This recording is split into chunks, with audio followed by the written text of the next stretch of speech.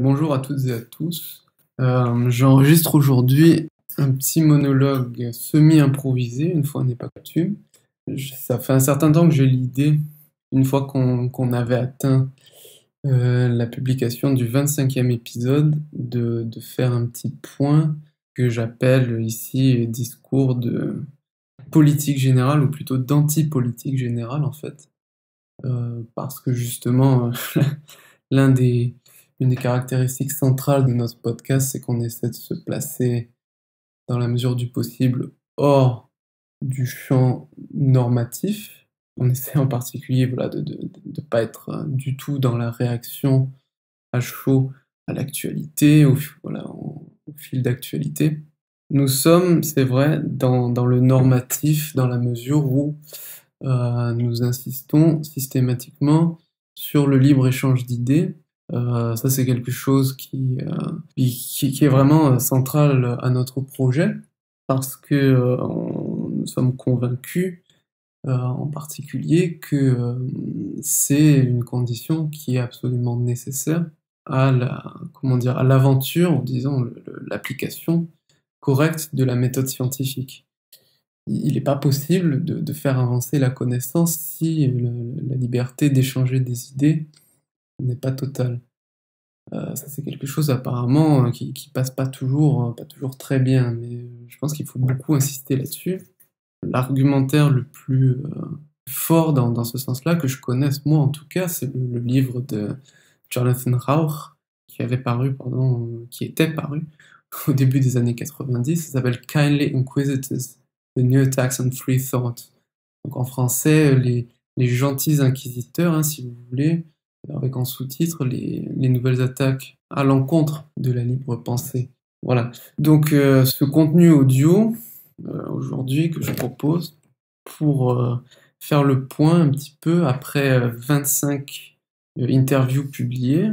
À l'heure où je vous parle, il y en a déjà 2 autres en anglais qui ont été enregistrées, plus une interview en français que j'enregistre d'ici quelques minutes, et puis également un format discussion qui a été enregistré récemment, en français celui-là, ce sera le deuxième du nom, sur le podcast Liberté Académique. Pour l'instant, le format interview reste le principal format hein, sur notre podcast, ça change pas.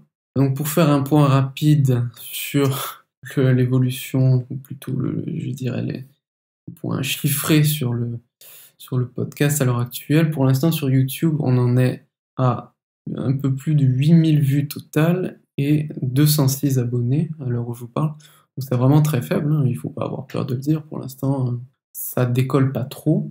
On a du contenu qui est assez exigeant pour les audiences, je pense, au moins en termes de temps, quoi, hein, parce que les interviews de 3/4 d'heure, 1 heure, comme c'est le cas de la plupart d'entre elles, ça demande de l'attention, de la concentration, et puis en plus c'est sur des sujets relativement complexes. On n'est pas, voilà, encore une fois, on n'est pas dans la réaction réflexive et je dirais à chaud à l'actualité. On n'essaie pas de donner des leçons aux gens, on n'est pas là en train d'expliquer, je sais pas, au gouvernement ce qu'il faudrait faire, ce genre de choses-là. On essaie vraiment d'explorer à la fois en largeur et en profondeur l'état des connaissances scientifiques, en mettant parfois l'accent sur les controverses.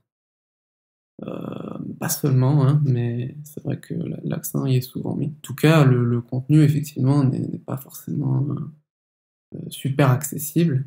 C'est un parti pris, hein, c'est un choix qu'on a fait d'avoir ce format long et de traiter de sujets non triviaux. Du coup, on s'attendait pas à avoir un succès de foule, quoi. En tout cas, voilà où on en est pour l'instant. Je veux pas donner les statistiques sur SoundCloud, quoi, mais voilà où on en est sur YouTube. Un peu plus de 8000 vues totales. Voilà, donc je me saisis de cette occasion de ce premier point que je fais pour expliciter un petit peu notre profession de foi, comme je pourrais l'appeler. Donc Liberté Académique, on s'est choisi comme sous-titre podcast Science, Esprit Critique et Liberté. On a rajouté d'ailleurs aussi comme slogan, entre guillemets, il y a quelque temps, la locution partners in thought crime, donc partenaires en crime de pensée, quoi. Évidemment adapté de partners in crime, qui est une locution idiomatique en anglais, et puis du fameux terme de 1984 de George Orwell, le crime de pensée, thought crime. Donc notre profession de foi, je vais la lire phrase par phrase, et puis je vais essayer d'expliciter un peu ce qu'on essaie de faire ici. Peut-être même, je vais couper encore plus fin que phrase par phrase, peut-être proposition par proposition. Donc nous interviewons des chercheurs, enseignants et auteurs ayant des idées intéressantes. Donc, ça commence comme ça. On interviewe, c'est vrai, beaucoup d'universitaires. Hein. C'est, je pense, la grande majorité, ou au moins la majorité de nos intervenants. Donc des universitaires qui sont chercheurs, hein, pour, je pense, la totalité d'entre eux, enseignants aussi pour la majorité d'entre eux. Il y a aussi des gens qui sont enseignants de manière, enfin, à titre plus ou moins formel, soit vraiment dans l'éducation nationale, soit et qui font de la communication scientifique, de l'éducation à l'esprit critique, comme ils aiment appeler ça. Peut-être aujourd'hui, je préférerais appeler ça éducation à la méthode scientifique, mais on va pas pinailler sur la terminologie. Et des auteurs aussi, enfin, qui sont des auteurs et universitaires, mais pas tous. Et qui ont des idées intéressantes. Bon, ça, évidemment, c'est fort subjectif, la manière dont c'est formulé ici. Et donc, je reprends la lecture de notre profession de foi, hein, donc des chercheurs, enseignants et auteurs ayant des idées intéressantes, et qui défendent la pensée libre, rationnelle et empirique. Donc ça, je pense que ces trois adjectifs sont très importants. Libre pour la raison que j'ai expliquée tout à l'heure, parce que effectivement, la construction du savoir peut pas avoir lieu de manière fiable s'il n'y a pas libre-échange d'idées. S'il y a des idées, par exemple, qu'on n'a pas le droit de dénoncer, d'avancer, c'est dangereux à bien des égards. Évidemment, les textes classiques pour argumenter dans le sens de ce que je viens d'affirmer, il y a le On Liberty de John Stuart Mill, et puis il y a ce bouquin beaucoup plus récent dont je parlais tout à l'heure de Jonathan Rauch, Kindly Inquisitors. La pensée libre est aussi rationnelle et empirique. Rationnel, c'est assez facile à comprendre, c'est ici entendu comme la pensée qui au moins ne se contredit pas elle-même. On utilise de la raison, c'est-à-dire qu'on est capable, en partant d'axiomes de départ, d'articuler un raisonnement logique qui permet d'atteindre des conclusions. Et empirique, ça veut dire qu'on se base sur les données expérimentales, entre guillemets, c'est-à-dire qu'on se base sur le réel. Ça, c'est très important aussi, parce que, effectivement, le rationalisme est souvent utilisé presque de manière synonyme avec la pensée scientifique, la pensée critique, surtout par les francophones, il me semble. Mais il y a peut-être une tendance parfois à oublier l'empirisme, qui est pourtant sans doute le plus important, hein, parce que sans empirisme, on peut faire des constructions logiques qui sont cohérentes avec elles-mêmes, qui ne se contredisent pas, mais qui n'ont finalement aucun lien avec le réel. La phrase suivante de la profession de foi, c'est « Nous luttons à notre niveau contre un certain anti-intellectualisme d'une partie de la classe intellectuelle ». Alors là, évidemment, c'est là que ça devient très controversé, de toute évidence. Ce que j'entends par là, alors c'est pas forcément évident à expliquer, j'en avais un petit peu parlé lors de la discussion avec Assermandax et Vled Tapas de la Tronche en Biais, discussion numéro 1, pour l'instant la seule d'ailleurs à avoir été publiée sur notre podcast. Donc oui, il y a des modes intellectuels, enfin qui maintenant ont un certain âge, hein, qui ont conquis beaucoup d'universitaires depuis une cinquantaine d'années, et qui sont centrés, ou disons, parmi leurs caractéristiques centrales, ont un certain rejet de la méthode scientifique, des résultats scientifiques, etc. Évidemment, l'une des impulsions centrales pour ces modes intellectuels-là, elle a été donnée par le post-structuralisme français. Je reviens pas là-dessus en détail maintenant, mais et donc ce post-structuralisme français, comme je l'avais expliqué à Vled et Mandax, il a rencontré un fort succès sur les campus universitaires américains. Il y a été fortement politisé selon les besoins du moment, les besoins réels ou imaginés. Et beaucoup d'universitaires en sont arrivés à rejeter non seulement la science telle qu'elle est pratiquée concrètement, mais même les idéaux les plus naïfs, mais en tout cas, je pense les plus nobles de la démarche et de la méthode scientifique. Et donc on parle pas mal de ça, ou en tout cas nos invités parlent, un certain nombre d'invités parlent de ça sur le podcast. J'en parle aussi beaucoup sur Twitter, alors ça irrite pas mal de monde. Je vais y revenir peut-être un peu. Ouais, sur le podcast, on a des invités, notamment les gens qui sont venus à la suite de canulars académiques, le canular Badiou notamment, on a eu Anouk Barberousse et Philippe Woodman. On a eu aussi le canular sur le pénis conceptuel dans une revue universitaire américaine avec l'interview de James Lindsay. Ça, ces canulars académiques, ces deux-là en tout cas, mais certains autres, hein, comme le canular évidemment de Sokal à l'époque, ils ont été conçus et mis en place afin d'attirer l'attention sur des standards de discours académiques ou des standards universitaires, des standards scientifiques, des standards d'administration de la preuve extrêmement relâchés, voire inexistants. Et voilà, il y a des domaines universitaires dans lesquels le discours scientifique, ou le discours au moins d'ambition scientifique, a laissé place à un discours autoréférentiel, abscon, disons partiellement dépourvu de sens, que seuls les initiés peuvent faire plus ou moins semblant de comprendre. Et puis, bon, il y a les versions plus, je dirais, plus explicites de ces discours-là, plus explicitement politiques aussi, qui ont connu un fort succès dans les universités du monde anglophone. Ça, on en parle. Il y a l'interview de Stephen Hicks. Il y a une autre interview qui a été enregistrée il y a quelques jours, qui va en traiter, encore une fois. C'est quelque chose sur lequel nous souhaitons alerter, en particulier les universitaires qui nous écoutent, donc ce sera en général des universitaires français, francophones, mais aussi anglophones parfois. Et puis aussi tout simplement des gens qui s'intéressent aux échanges d'idées en général entre n'importe qui et dans la société civile comme on dit parfois. Il se trouve qu'il y a des discours qui ont le cachet universitaire, académique à poser sur eux, mais qui en fait ne relèvent pas du tout des discours scientifiques. Bon, ça c'est quelque chose sur... On insiste beaucoup là-dessus, notamment sur Twitter. Et bon, comme je le dis, ça passe mal en général. Entre autres parce qu'il est vrai que ces discours-là se retrouvent surtout dans les sciences sociales et dans les humanités, et que quand on les dénonce, ça donne l'impression parfois que nous sommes opposés à ces disciplines, alors qu'en fait c'est tout le contraire.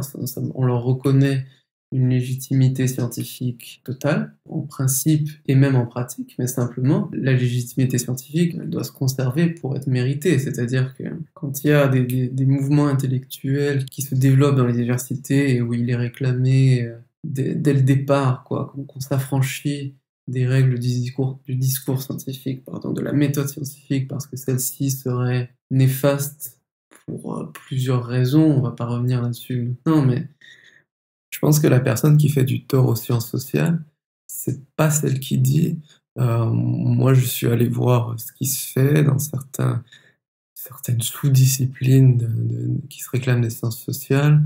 Il y a un gros rejet assez généralisé des idéaux de la méthode scientifique. Parfois on entend dire que, par exemple, en sociologie des sciences, on se contente simplement de dire qu'il y a un contexte historique, un contexte social qui contribue à l'élaboration du savoir et la construction des connaissances. Ça, c'est pas du tout quelque chose que je conteste. Mais par contre, effectivement, comme ça a été discuté dans un certain nombre de livres qui ont été publiés, en particulier dans les années 90, on peut penser à Highest Superstition de Gross et Levitt. Ensuite, évidemment, il y a Imposture intellectuelle de Sokal et Bricmont.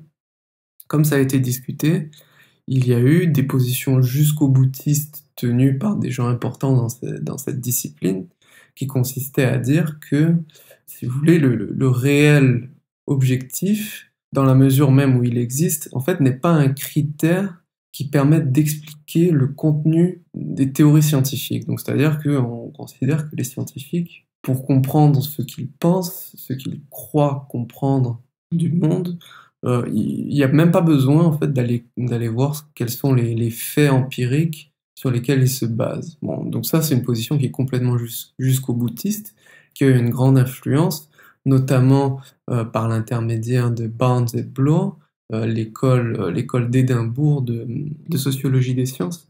Et effectivement, je pense que ça, c'est très dommageable à la sociologie des sciences, aux sciences sociales et aux sciences naturelles à la fois. Donc je pense pas que ce soit faire du tort aux sciences sociales en tant que sciences sociales, si on veut, de pointer ça du doigt, et de pointer également du doigt les travaux, les publications, et aussi, surtout, l'enseignement ultra militant qui se pratique dans certaines disciplines qui se réclament là encore des sciences sociales. Donc, dans le monde anglophone et en particulier aux États-Unis, il y a des disciplines qui s'appellent les Women's Studies, les Gender Studies, les African American Studies, les Fat Studies même désormais, où on raconte beaucoup d'énormités, d'absurdités. Et en général, on en est fier parce qu'en amont, on a écarté d'un revers du coude les règles élémentaires de la méthode scientifique parce qu'elles sont considérées comme coupables de complicité avec tout un tas de forces néfastes, historiques et même présentes d'ailleurs au présent. Ça, je pense pas que dire ça, ce soit faire du tort aux sciences sociales, bien au contraire. Je pense que celui qui fait du tort aux sciences sociales, c'est celui qui publie papier après papier, qui est vraiment stupide, qui transforme sa salle de classe en une sorte au mieux de meeting politique, au pire de séminaire d'endoctrinement, comme ça a été documenté dans des disciplines comme celles que j'ai citées, mais aussi la littérature, l'anthropologie. Donc je maintiens que la personne qui fait du tort aux sciences sociales, c'est la seconde, tout simplement. Je prends un exemple. Il y a quelques mois, on avait attiré mon attention vers la vidéo d'un colloque d'études de genre qui avait lieu à l'université de Toulouse. Alors je ne sais pas s'il y a plusieurs universités à Toulouse, donc ce que je dis n'est pas forcément très précis, mais une université à Toulouse en tout cas, un colloque d'études de genre. Donc parmi les participants, si je me rappelle bien, il y avait Priscille Touraille et Marie-Hélène Boursier. Et cette dernière, à plusieurs reprises, mais en particulier à un moment, tout en souhaitant que les études de genre se popularisent, se répandent à travers les universités françaises, adressait un avertissement à ses collègues ainsi qu'à l'audience, où elle disait, très exactement, je crois, attention, si ce champ se popularise, il va s'institutionnaliser, et avec ça risque de devenir une plus grande exigence scientifique, ou en tout cas une plus grande injonction à l'exigence scientifique, à l'exigence de l'empirisme dans ce champ disciplinaire, et ça avait été perçu comme une mauvaise chose, et Marie-Hélène Boursier avait poursuivi en disant que l'exigence scientifique, l'injonction à l'exigence scientifique est dépolitisante, et ça c'était perçu comme quelque chose de très négatif. Et pour cela, ainsi que pour d'autres remarques par ailleurs évidemment, elle avait reçu les applaudissements nourris de l'audience, en tout cas il me semble, moi d'après ce que j'ai entendu. Et donc voilà, je m'étais fait l'écho de ce que j'ai vu et entendu par cette vidéo sur Twitter, et il m'avait été reproché, en fait, tout simplement, il me semble, de rapporter les propos de Marie-Hélène Boursier. Donc, elle dit « L'injonction à l'exigence scientifique est une mauvaise chose pour les études de genre. » Donc je m'en étonne, et on me le reproche. On m'explique, entre autres, que je connais rien en sciences sociales. Alors, encore une fois, moi je demande à ceux qui me le reprochent vraiment s'ils pensent que la personne ici qui fait du tort aux sciences sociales, c'est celle qui dit l'exigence scientifique est une mauvaise chose, ou alors celle qui dit il est très dangereux pour une discipline qui se réclame, enfin qui se veut universitaire et qui se réclame des sciences sociales, très dangereux et très dommageable de faire face, de faire front, de se retourner contre l'injonction à la rigueur et à la méthode scientifique. Mais ça, c'est pas nouveau dans ce champ disciplinaire. En tout cas, pour ce qui est de son avatar nord-américain, il est clair que les études de genre, qui ont été profondément influencées, si ce n'est fondées en pratique par Judith Butler, n'ont pas grand-chose à voir avec la méthode scientifique, avec l'empirisme. Il faut savoir que parmi les références principales de Judith Butler, comme je l'ai déjà expliqué lors de mon échange avec Assamanda Xhevlet-Tapas de la Tronche-en-Biais, parmi les références donc principales, hein, il y a Jacques Derrida, il y a Michel Foucault, il y a même Jacques Lacan, donc on va chercher très loin dans la pseudo-science. Jacques Lacan, c'est quand même, si vous voulez, parmi les psychanalystes donc, qui sont dans une pseudo-discipline pseudo-scientifique, c'est celui, je pense, qui est allé le plus loin dans le charlatanisme, en tout cas parmi les figures majeures de la psychanalyse. Donc le prendre comme ça, comme référence centrale dans des travaux qui se veulent, enfin je sais pas s'ils se veulent, mais qui ont été en pratique fondateurs de ce champ disciplinaire des études de genre, ça fait pas très sérieux. Et puis évidemment, à côté de ça, il y a tout le rejet si vous voulez, des informations qui sont apportées par les sciences naturelles, la biologie et la psychologie, un rejet qui est assez systématique en pratique dans les études de genre. Et moi, je pense que fondamentalement, les études de genre, c'est une discipline qui, si elle est pratiquée sérieusement, scientifiquement, ça peut être extrêmement fécond, extrêmement intéressant. Mais si d'entrée de jeu, on se dit, nous, on refuse l'exigence de rigueur scientifique, bah, ça peut pas marcher. Et puis si en plus, en pratique, derrière, on refuse de considérer tout ce qui peut remettre en cause le constructivisme social intégral du sexe et du genre, ça peut pas marcher non plus. Voilà. Donc ça, on l'avait discuté évidemment avec Peggy Sastré, enfin en tout cas en filigrane. Je pourrais en parler des heures de ça, donc je vais pas m'étendre là-dessus plus que ça, mais voilà des exemples de ce que moi j'appelle l'anti-intellectualisme de la classe intellectuelle, c'est-à-dire que il n'y a pas vraiment de secret, il y a en tout cas pour ce qui est de l'université, il y a des champs disciplinaires, il y a des pratiques universitaires dans lesquelles le rejet de la méthode scientifique est explicitement revendiqué. Et on me reproche régulièrement de pointer ça du doigt. Ce qui est assez remarquable d'ailleurs, parce que là, voilà, il s'agit de blâmer le messager, plutôt que de s'inquiéter en fait de ce qui se fait dans ces disciplines. Mais en général, bon, les gens qui me reprochent de pointer ça du doigt, ils trouvent les soi-disant avancées scientifiques de ces disciplines très compatibles avec, on va dire, leur préconception idéologique, hein, comme l'avait dit Alan Sokal. Donc voilà une hypothèse pour expliquer, je prétends pas expliquer pourquoi on me reproche ça, moi c'est quand même une hypothèse que je privilégie, évidemment on va me répondre qu'en fait c'est parce que j'ai rien compris à la manière dont ces disciplines sont pratiquées. Simplement, à ce moment-là, il faut expliquer ce que veulent dire les gens qui, très explicitement et sans ambiguïté, disent « Nous, on refuse l'empirisme, on refuse la méthode scientifique pour notre discipline, et pourtant, on se réclame quand même de la légitimité universitaire et académique. » Donc pour moi, là, il y a un conflit frontal, et il me semble qu'il faut être très clair, et qu'il faut dire, dans ce cas-là, cette discipline-là, jusqu'à, en tout cas, une partie de ces disciplines, la partie qui vraiment suit ce rejet de l'empirisme et de la méthodologie, elles sont nulles et non avenues. Je pense que cette conclusion s'impose. Si on me dit que non, moi j'ai pas compris ce point et qu'en réalité ces disciplines ont une valeur scientifique tout à fait sérieuse et tout à fait correcte et voire même inestimable, il faudra m'expliquer vraiment comment on peut construire le savoir en rejetant d'entrée, l'empirisme. Il faudra me l'expliquer. Et je pense que les gens qui disent que je comprends pas les sciences sociales, notamment leur épistémologie, et simplement, c'est une sorte d'incantation. Si vous prétendez défendre les sciences sociales en disant l'épistémologie des sciences sociales n'est pas empirique, ne suit pas la méthode scientifique, là je pense que vous avez marqué un but contre votre camp. Si vous pensez que votre camp c'est la défense des sciences sociales, mais je pense que votre camp en fait c'est pas ça. Mais bon.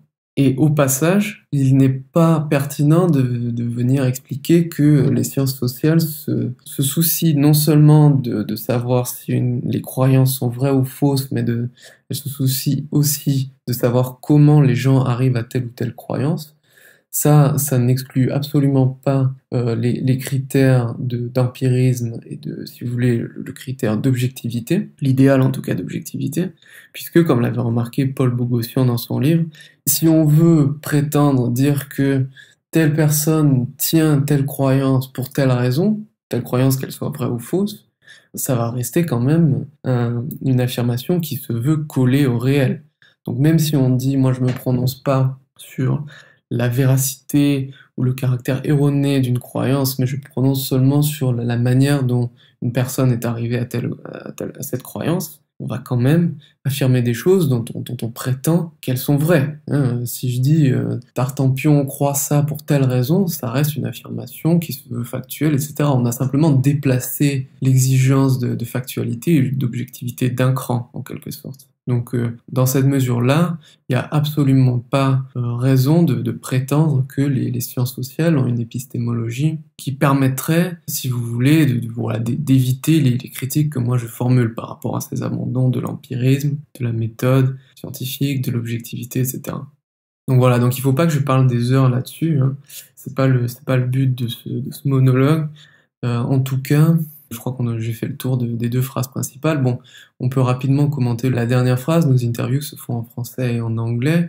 Effectivement, j'essaie d'avoir des invités francophones, des invités anglophones, histoire d'avoir un champ large, d'avoir autant de personnes intéressantes que possible, avec lesquelles moi je suis capable d'échanger à ce niveau avancé, entre guillemets, de discussion, quoi, et d'avoir des discussions d'un niveau plus ou moins universitaire, enfin en tout cas d'être capable d'explorer en détail des idées et des données empiriques. Et donc effectivement, il y a des interviews en français. En anglais, j'essaie de privilégier ni l'une langue ni l'autre, même si, effectivement, bon là j'enregistre ce monologue-là en français, mais c'est entre autres parce que je voulais un monologue improvisé, qui pas quelque chose que j'aurais rédigé à l'avance et lu, et bon, je pense que je suis quand même, malgré tout, un petit peu plus à l'aise dans cet exercice de monologue libre et semi-improvisé en français. En tout cas, je pense néanmoins que dans une partie des choses qui nous préoccupent, on a beaucoup plus d'interlocuteurs anglophones que francophones,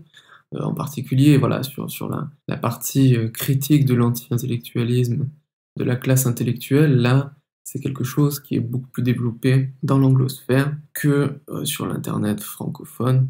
Mais justement, c'est quelque chose dont on essaie de se faire l'écho auprès de la classe intellectuelle française et francophone, que ce soit les universitaires, les enseignants et aussi les gens qui essaient de vulgariser la méthode scientifique sur Internet, les sceptiques, comme peut-être certains d'entre eux s'appelleront. Encore une fois, je ne vais pas rentrer dans les détails des étiquettes, hein, mais apparemment, il y a un quasi-consensus par rapport à ce mot-là, donc je peux l'employer sans trop me sentir coupable. Donc, effectivement, j'essaie d'attirer l'attention d'universitaires qui veulent bien nous écouter, d'enseignants qui veulent bien nous écouter, d'enseignants qui soient, comme je le disais tout à l'heure, formellement enseignants ou de manière plus libre, moins statutaire, entre guillemets, sur Internet, ou non statutaire, tout simplement. Nous, on essaie d'attirer leur attention sur un ensemble de phénomènes plus ou moins cohérents qui a pris une place importante, voire prépondérante dans la vie intellectuelle des pays anglophones,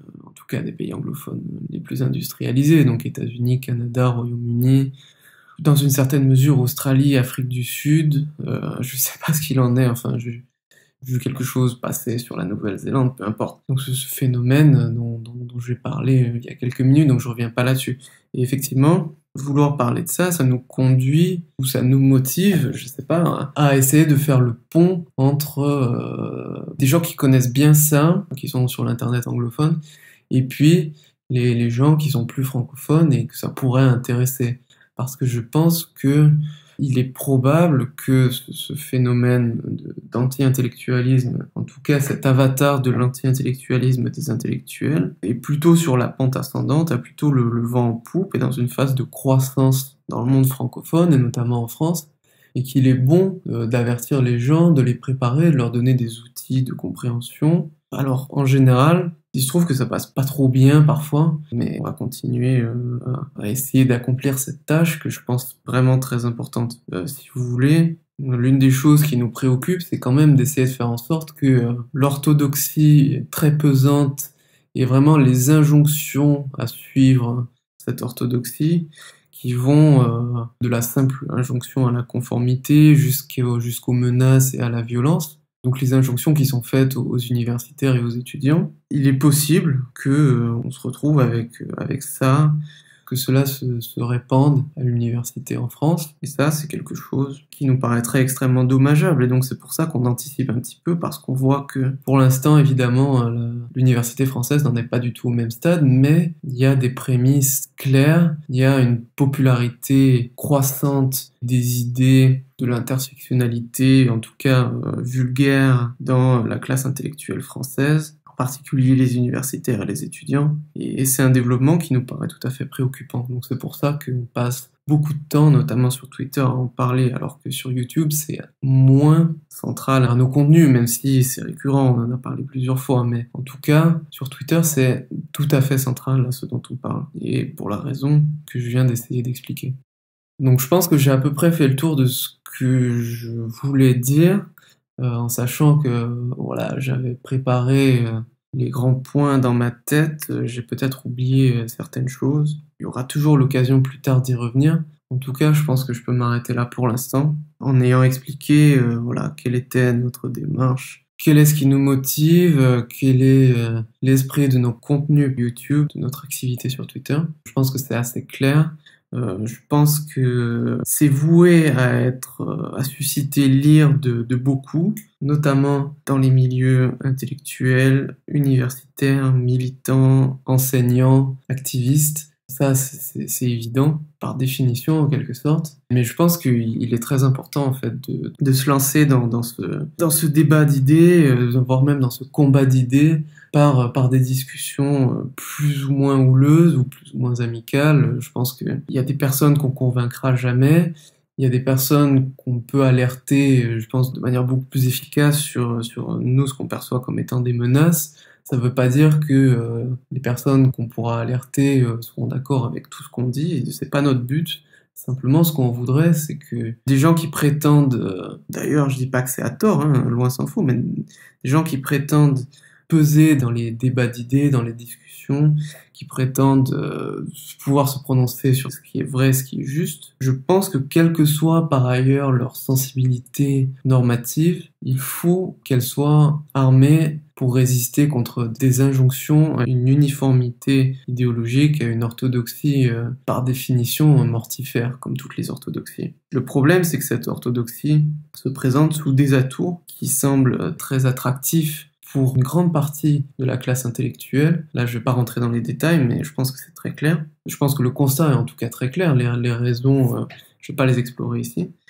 Et donc justement, raison de plus, hein, le fait que cette orthodoxie, en fait, prétende défendre des principes qui semblent être ceux auxquels souscrit une grande partie de la classe intellectuelle, mais ça, c'est extrêmement dangereux. Et alors, ce que je prétends, d'une part, c'est que de toute façon, les orthodoxies, en règle générale et sans aucune exception, c'est mortifère. Et d'autre part, cette prétention à défendre un certain nombre de principes qui sont vus d'un œil favorable par la classe intellectuelle, et justement, c'est une prétention qui n'est pas fondée, ou en tout cas qui est en grande partie infondée, et ça, c'est ce que je défendais quand j'expliquais les origines intellectuelles de cette orthodoxie à Mandax et à Vled, quand j'insistais sur le fait que la philosophie qui s'est nourrie du et qui a nourri le nationalisme allemand du 19e siècle, de 1789 à 1939, s'est par la suite trouvé remobilisé par ce qui est devenu aujourd'hui cette orthodoxie. Je pense que c'est un point important sur lequel je vais continuer d'insister chaque fois que j'en aurai l'occasion, parce que c'est vraiment quelque chose qui, à mon avis, indique de manière claire et cruciale que les principes qui sont soi-disant défendus par cette orthodoxie ne le sont en réalité pas, ou pas réellement, ou pas sérieusement, pas de manière cohérente et je dirais et sérieuse. Donc je vais m'arrêter là-dessus. Je pense que voilà, ça fait déjà un certain temps que je prolonge, je m'arrête là-dessus. Merci d'avoir écouté jusqu'au bout. Je pense que ce monologue confirmera ce qu'un certain nombre de personnes pensaient de nous, c'est-à-dire qui que pendre. Mais en tout cas, je pense que ça viendra aussi confirmer peut-être ce que quelques personnes auront vu d'un meilleur œil, je l'espère. Et effectivement, pour l'instant, notre discours est pas très audible, hein, il faut dire ce qui est. Mais on va continuer à le porter parce que je pense qu'il est absolument crucial pour défendre le sérieux scientifique. Et donc, comme je le disais au début, et je vais finir là-dessus, défendre le libre-échange d'idées, c'est une condition qui est absolument nécessaire à la construction et la communication du savoir. Donc je finis là-dessus. Merci encore.